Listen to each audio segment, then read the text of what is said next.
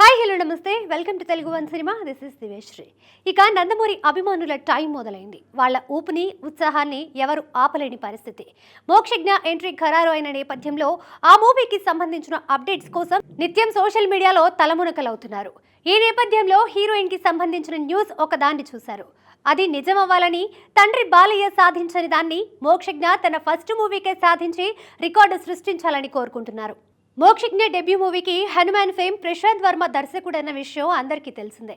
ఇది రూమర్గా చక్కర్లు కొట్టే అవకాశం లేకుండా ప్రశాంతే డైరెక్టర్ అని బాలయ్య కూడా తేల్చిపడేశాడు. ఒక రకంగా ఆ నిర్ణయం సంచలనమని చెప్పవచ్చు. ఎందుకంటే నందమూరి హీరోలంటేనే మాస్ సినిమాలకి కేర్ ఆఫ్ అడ్రస్. మరి ప్రశాంత్ ఏమో కంప్లీట్లీ డిఫరెంట్ డైరెక్టర్. అందుకు ఆయన తెరకెక్కించిన గత చిత్రాలే ఉదాహరణ.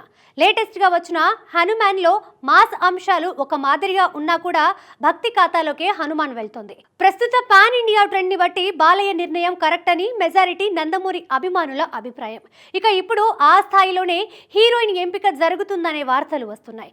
మోక్షజ్ఞ సరసన ఖుషిని రంగంలోకి దింపబోతున్నారనే న్యూస్ ఒకటి సోషల్ మీడియాలో చక్కర్లు కొడుతుంది. ఖుషి ఎవరో కాదు, అందాల తార శ్రీదేవి రెండవ కూతురు. ఖుషి విషయం ప్రశాంత్ బాలయ్యకి చెప్పాడని, బాలయ్య కూడా గ్రీన్ సిగ్నల్ ఇచ్చాడనే వార్తలు వస్తున్నాయి.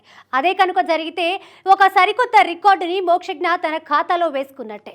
బాలయ్య తన కెరీర్ స్టార్టింగ్ నుంచి దాదాపుగా అందరి హీరోయిన్లతో జోడీ కట్టాడు. కానీ ఒక శ్రీదేవితో మాత్రం స్క్రీన్ షేర్ చేసుకోలేదు.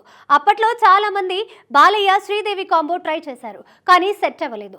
బాలయ్య అభిమానులు కూడా ఆ ఇద్దరి కాంబోని వెండితెర మీద చూడాలని ఎంతో ఆశపడ్డారు. శ్రీదేవి కూడా బాలయ్యతో చేయకపోవడానికి ప్రత్యేక కారణాలేమీ లేవని గతంలో చెప్పుకొచ్చింది. ఈ నేపథ్యంలో ఇప్పుడు మోక్షజ్ఞతో ఖుషి జోడీ కడితే వండరే అవుతుంది. ఇక యంగ్ టైగర్ ఎన్టీఆర్ దేవరాలో శ్రీదేవి పెద్ద కూతురు జాన్వి హీరోయిన్ గా నటిస్తున్న విషయం తెలిసిందే. జాన్వి మొదటి తెలుగు సినిమా కూడా దేవరే.